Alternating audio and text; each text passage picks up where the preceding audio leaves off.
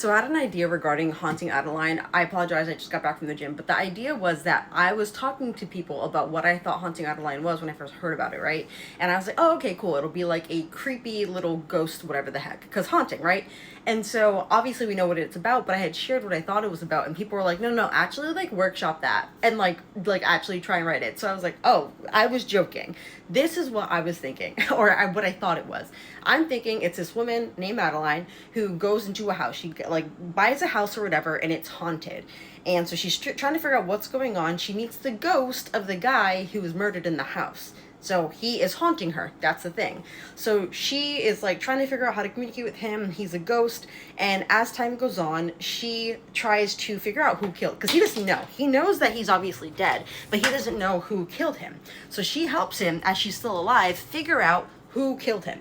And as they're doing that, it gets like really dark, and like you can even have some of the storyline that was in the book. You can still have some of those dark features without a lot of other things. But as she's trying to figure out the investigation, they fall in love. And there's ghost sex, right? Like, I think that's fair. Like, they figure out who kills him, and the ending can be like it can be two ways, 2.5, right? One way, that a 1.5, is that like his ghost comes and like maybe there was a guy she was dating before or something, I don't know, and he like takes over his body, and now she sees the ghost that she fell in love with, but the rest of the world sees the other guy. Kind of morbid, but whatever. But that's like the half of like, I guess 1.5 is trying to figure out how that works.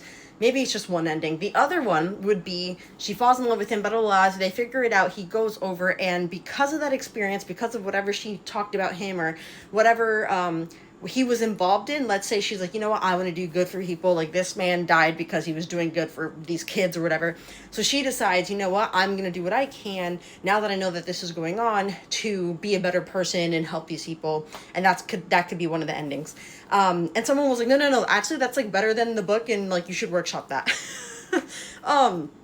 I don't even know how, again, because when I heard about it, I was like, oh yeah, that makes sense. But I think that'd be, she moves in, the house is haunted, eventually she finds out, oh, there's a ghost, oh, the ghost was killed, he doesn't know who, she has to help him figure it out. There's some murder mystery, right? Murder mystery, falling in love, ghost sex. He's still involved in trying to help the fucked up things that were happening because those people found him and they killed him. All right, they figure it out, they're in love, but does he stay and like we figure out how to reincarnate him somehow? Or does she realize, I loved him, that was great, I'm going to be a better person, I'm going to do things, I'm going to be part of this movement, etc. That's my contribution to what I thought haunting Adeline was.